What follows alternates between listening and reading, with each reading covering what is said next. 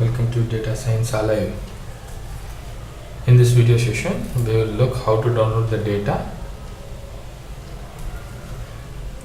Please open any browser, example Chrome or your preferred browser. In your browser, please type datasciencealive.wordpress.com. So this is our website. For the purpose of our course, I have created this website and we will upload the datasets into this website.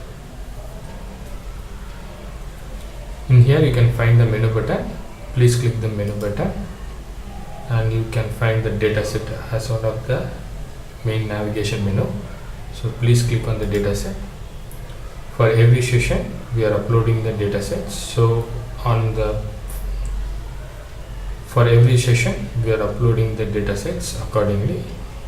At the moment we are covering the data pre-processing as session 1, and you can download the dataset by clicking the following link. When you click the dataset, you will be a new tab will get open and you can find the download icon over here.